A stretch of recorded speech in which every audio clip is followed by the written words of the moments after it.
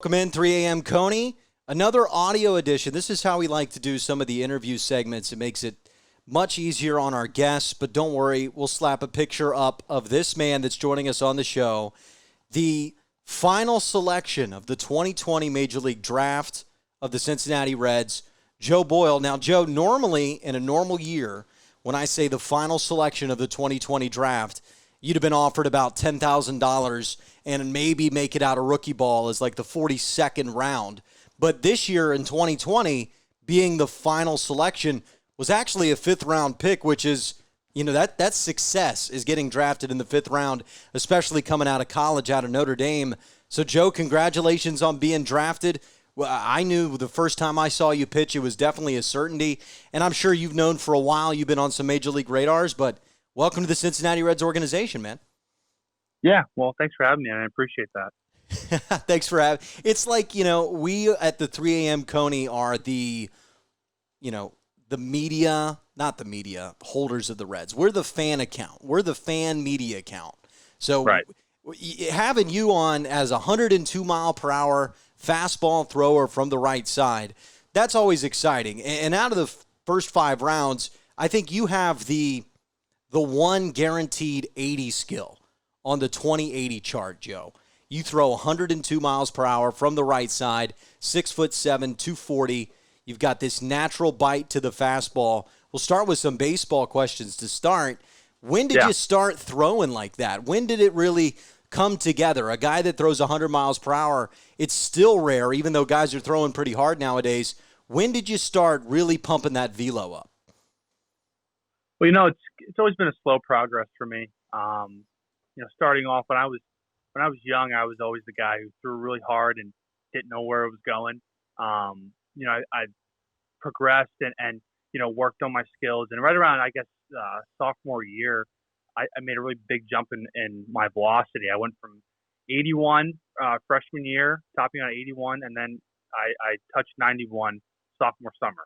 And I think at that point is where I really started to figure out my body and what works for me, and it just kind of took off from there. I was up to 96 the next summer, and then just slow progressions until I hit triple digits right before my freshman spring at Notre Dame. Well, I mean, for those that haven't seen a picture of Joe or seen him pitch, I mean, you've got the perfectly designed body to throw at that speed. You're long, you're lanky, really big hands, and it just kind of whips out and throws 102. And it's just really smooth the way Joe warms up.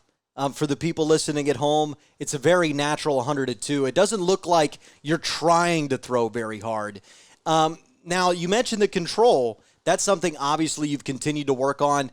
And according to all the scouting metrics, it's your number one knock heading into professional baseball, the number one thing you need to take care of. What are some things that you helped improve that gradually as your college career went along? Because it certainly got better.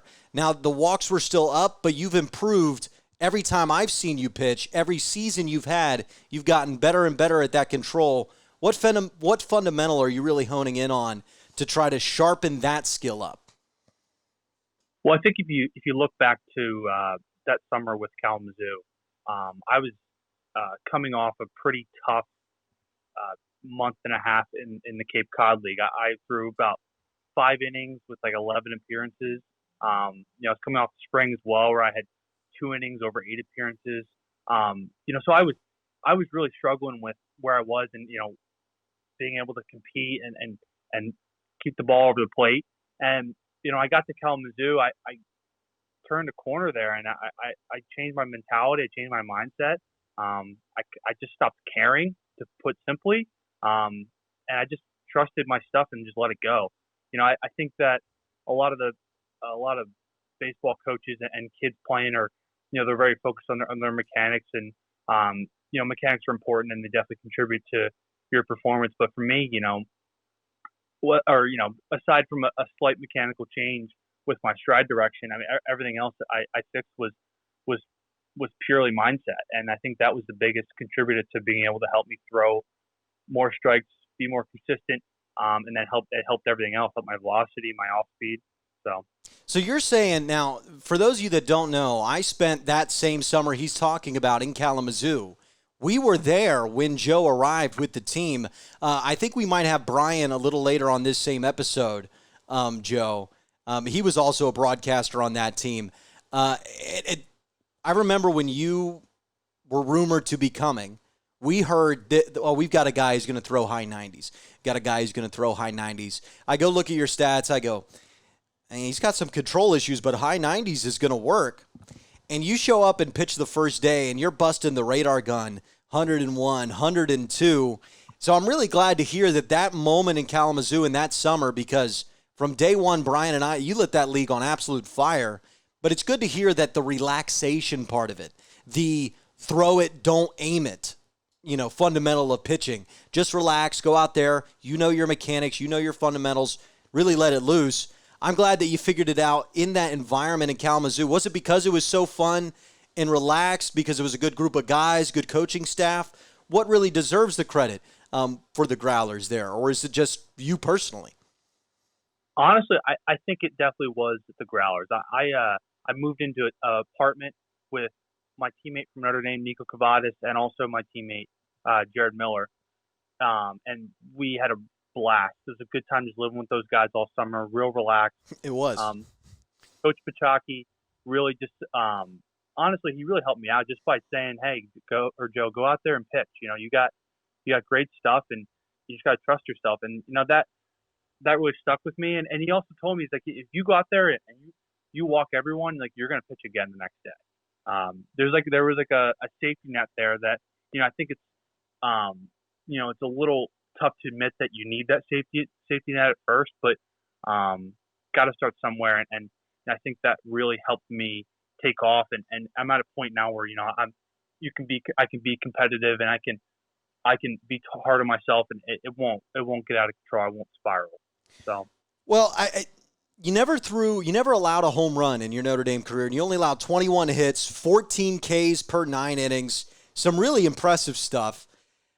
You did give up a home run in Kalamazoo, and I want to, because this is the most memorable home run I've ever seen, Joe. And if you remember, it was against the Green Bay Bullfrogs. I think we had some sort of a lead. There were runners on second and third. This poor guy from a D3 school, I don't even remember which one, comes up to the plate with you. Kid's probably never seen anything harder than 89 in his life, and you're out here pumping 102 at the time. Our gun had you like at 104, but we probably juiced it up a little bit. But you were buzzing it by him. And I remember, I think it's a fastball count. I forget the exact. And you throw one on the inside corner, and this kid closes his eyes. I remember in the replay, Joe, closed his eyes and just said, I'm just going to take the biggest hack I've ever taken. And he connects with it and hits it a mile into the night sky over the left field wall. Is that the only home run you've given up in your college career? Was there other ones in the Cape? Because I think that was the only one in Kalamazoo. It's funny that you bring that up, because I actually think about that often, because the other home run that I let up was actually, the next summer in the Cape. Pretty similar circumstance. I had runners in scoring position, and then it was I forget his name, but he went to UNLV, and first pitch of my outing, first pitch he saw, like, as a pinch hitter, pull the ball down the right field line, home run. And I think that I've never seen someone come out of their shoes more on a swing. At least I thought that was at the time with Kalamazoo, and then the next summer this kid does it, and I was pretty taken back. But when that happens, I just tip my cap, because I made a good pitch. Hopefully, I was in the zone, and there's really not much I can do other than that. And if he hits it, connects with it, good for him. That's just what he's supposed to do. He's supposed to hit the ball. But I do remember what you're talking about. It was against Green Bay, and I remember that was I was actually the only outing I gave up a run in when I was with Kalamazoo. So yeah, it was quite shocking, but it was not one of those, because you remember that Kalamazoo team, and we don't need to go through it all, but there were certainly nights with our pitching staff where it could have been frustrating for me in the booth, to where it just felt like we never got it going, couldn't hit the strike zone. That was the only outing where we blew a lead and lost the game. I was honestly kind of smiling because I'd never really seen a ball hit like that by a player like that, because all he did was swing hard and hit a 102-mile-per-hour fastball on the screws. And Joe, when we shift your focus to your future, I'm sorry to tell you, that's going to happen to you way more, because Yeah. these dudes are going to start getting, quote unquote, lucky on 102 quite often. And we see that with all the guys that throw over 100 miles per hour, Aroldis Chapman, which it's weird because you're in that class, Joe. I mean, how's it even feel to be among the 10 or 12 human beings? Is it 10 or 12? It might be 15 now, maybe 20, that can throw over 100 miles per hour. I mean, that's rare territory. There's not many human beings that can even do that on the planet. Do you watch the harder throwers, Aroldis, those guys that pump over 100, to see how they pitch and maybe mimic that? Because you're in that rare company. I don't really think about it too much. It's definitely cool. It's cool to recognize, but if you just take it for what it is, it's just a really good thing to be able to do, and it helps you out with baseball. Then it's cool. You don't let it go to your head. And I think that I definitely do look at those guys and see what they do well, because a lot of the time, like even these guys throwing over 100 and throwing with great stuff and are having great success in the big leagues, they only do one or two things really well, and that makes them special, makes them what they are. And so I've kind of taken that into my training and how I look at my delivery.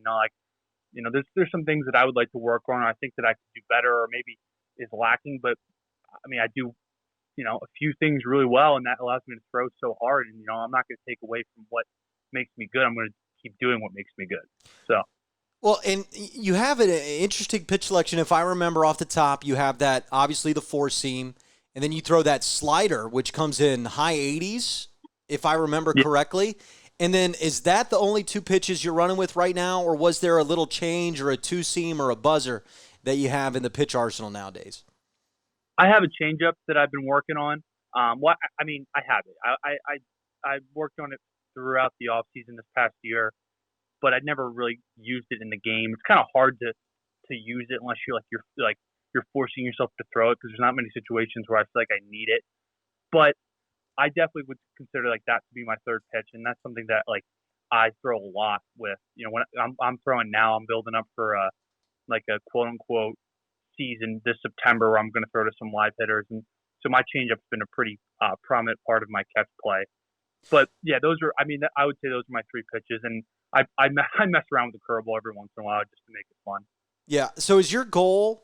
Because obviously, if you're trying to add a changeup, I'd have to imagine that you, with the role you've had throughout your college career, is your goal to be a major league closer? Is that what you're putting on the table for yourself right now for your future in professional baseball? Yeah, I'll tell you, I love coming out of the bullpen. I do. I love closing games. I think it's so much fun. But I also think that I can start, and I think I can go either way. And I think that I add a lot of value being so flexible with it, because pitching in general is just really fun for me, and they both have their perks, and so I think that I have the ability to do both, and that's kind of what I've been training to be able to do, so that come February, and if the Reds ask me to okay, we're gonna keep you in the back end of the pen, or hey, we're gonna start you, I'm ready for either or. So have you any conversations with the Reds? I know COVID-19's made everything weird. Have you had any conversations with ownership, management, Nick Kroll, Dick Williams? Has David Bell given you a ring? Any minor league guys? How much have the Reds been in communication with you since you've been drafted? So we talk pretty regularly. I have a main contact coach. His name is Forrest Herman. He's one of the pitching coaches with the Reds, and they've been really good with their online communication. They send a lot of information to us, which is good, and we give them a lot of information back with the videos, Rapsodo numbers, stuff like that. And the communications is as much or as least as you want to be. I like to talk a lot and bounce ideas off those guys, because there's some really smart guys over there. I'm working with their strength coach as well, and their athletic trainer. So the communications it's not ideal because it's over the phone, over FaceTime and text, but it's still pretty frequent, which I appreciate. Well, and I'm just excited that you've joined the organization, and you're a very educated guy going to Notre Dame, and you actually made a decision at the end of your high school career because you threw 100 then, so you certainly would have been drafted. We know Major League Baseball. If you can push that, it doesn't matter if you've thrown a pitch at any level above what you did in Kentucky. They still would have probably taken a shot at you, and you never really know. It could have been anywhere within the top 10 rounds throwing as hard as you did. What was the main reason? And this really gets into what drives a man and brings him to another level. 18-year-old Joe Boyle deciding to go to an elite academic institution, Notre Dame, instead of straight into professional baseball. Why was that decision made? And are you happy with that decision 4 years out? So, well, to answer your second question, yes, I'm happy with going to Notre Dame. I met my girlfriend through Notre Dame. Actually, I met her uh, in Cape Cod. I met her. She was an intern for Harwich. I've met some really great friends and some great people. I met you, obviously. If I hadn't gone to Notre Dame, I wouldn't be on this podcast. But I would say that at the time, I was young and my family had never been through anything like this. And my parents, they sat me down. And they said, "Listen, Joe, we're going to support you with anything you do. We know you have an opportunity to go play professional baseball this spring. This is senior year of high school, by the way. And but they said we would suggest that you go to college and get your degree first. And at the time, I had no idea what to do. I didn't know what the right decision was, but it just kind of felt like it was like a gut feeling. And I was like, yeah, I should probably go to school. And it statistically didn't work out for me. If you look at how I performed at Notre Dame and over my 3 years there, but I mean, overall, there's more to life than just baseball, and I think that Notre Dame has provided a lot of good experiences, a lot of good relationships that I couldn't have gotten if I had just gone right to pro ball.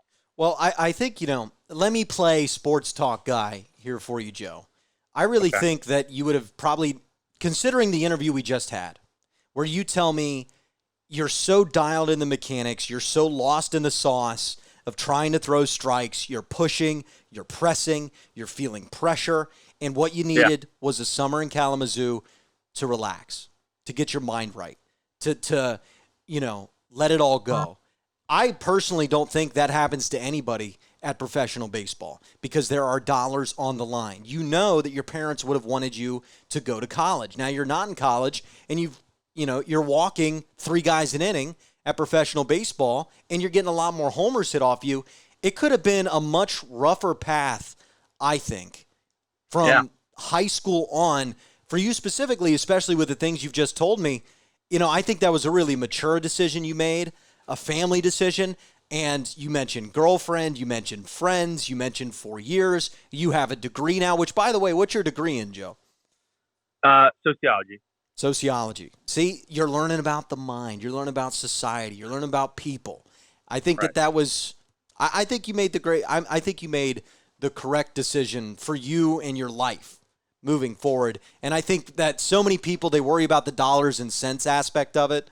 Like, well, if I'm drafted 42nd overall, that slot is X thousand amount of dollars less than 32nd. And I think people get too tied up in that because your real money would be made by you making Major League Baseball, by getting that 10-year pension.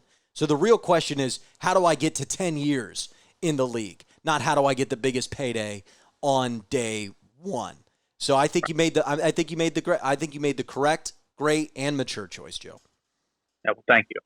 Well, I appreciate that. Now let's talk about something very immature that you and I enjoy. We add a little personality to the Reds' fifth round pick, Joe Boyle, Star Wars. You're a huge fan, massive fan, Rise of Skywalker. It disappointed me, frankly, as a guy that's close to as big, maybe even bigger. We'll have to do a competition to decide, Star Wars fan. That movie, to me, it kind of let me down a little bit Yeah. walking out of the movie theater, and it's really such a shame for the Star Wars franchise. Honestly, I feel the same way. I think this new trilogy was really, really underwhelming. I don't know what was going on at Lucasfilm, but it seemed to me that there wasn't a lot of planning going on, and they didn't plan out this trilogy And then it just kind of accumulated to what the Rise of Skywalker was. It was just kind of all over the place. And I was a big Star Wars fan as a kid. I played the original Battlefront 2. I played Star Wars Lego with my brother and my friends, and we played lightsaber battles with those yellow wiffle ball bats. And I remember I used to hit my brother on his but accidentally on his fingers, and he'd cry, and then you know how it is with the younger sibling. But then I kind of got away from it. But right around like that 6 month period before the release of Force Awakens, I got back into it, and it's one of those things where even now, or like I'm kind of like not less interested, but I'm disappointed with where they went with Star Wars. It's like an escape. It's like almost like a hobby. It's something I can look forward to that's not baseball. It takes my mind off like the stress of or even school as well. It's one of those things I enjoy looking or rewatching movies or reading the novels or watching TV shows, and it's been fun, even if it's not so great, even criticizing it's still pretty fun. So, oh yeah. Well, I mean that's my point, is that one, the TV shows part of it is what's going to save it, because if the only piece of content you and I had gotten were those 3 movies, boy, it'd be tough, right? But you've got The Mandalorian, Star Wars Rebels finished with a great flurry, the new edition of Star Wars Clone Wars was awesome, exciting, fun. The books, absolutely. the books are entertaining. The books are quality. And so I think there's a lot of great content to take in. But what you mentioned with the no plan, let me run this by you, Joe. I think that after 8, because everybody was pissed off about Last Jedi, and I understand. I get it. But when I came out of 8, for the first time in my life, I said, now, at the time, I thought this was a positive feeling. I thought, for the first time in my life, I have no idea where the hell they're going with this.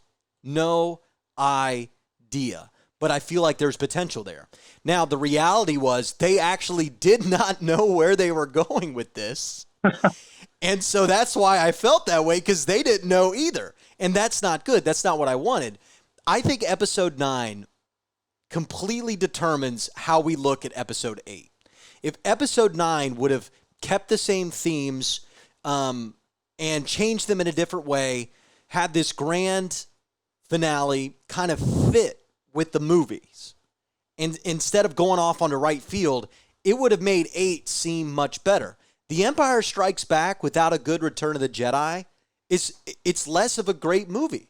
Like, it's still going to be a classic, but Return of the Jedi and the way it finishes really helps complete the middle portion of the trilogy. I think Episode 9 makes Episode 8 and Episode 7 significantly worse, because it made you think you didn't need to watch those 2 movies to get to this one, and that's not a good feeling you want in a trilogy. I couldn't agree more, and it was a missed opportunity, because there is so many different like you said, I didn't know what was going to happen, and that was a really cool feeling, and they failed, honestly, in my eyes, and I think a lot of other people's eyes, they failed. But I think the positive, like you said, like the TV shows are phenomenal. The last 4 episodes of season 7 of the Clone Wars is some of the best I've ever seen. It was. I had tears. It was cry worthy. I mean, it was that good. It was phenomenal, and I think that Dave Filoni and the direction he took that, and I'm glad they're giving him more responsibility with The Mandalorian, and hopefully, upcoming project. Hopefully, they keep making movies and redeem themselves to a certain degree, and listen to the right people who really care about the content. Yeah, care about the story, the characters, all that good stuff. Well, plenty of positive Star Wars coming up in the future, and hopefully plenty of positive for you, Joe. I right now, I mean, what are you doing to stay loose? Are you throwing bullpens daily, just long tossing? Well, I mean, what's your daily workout routine right now?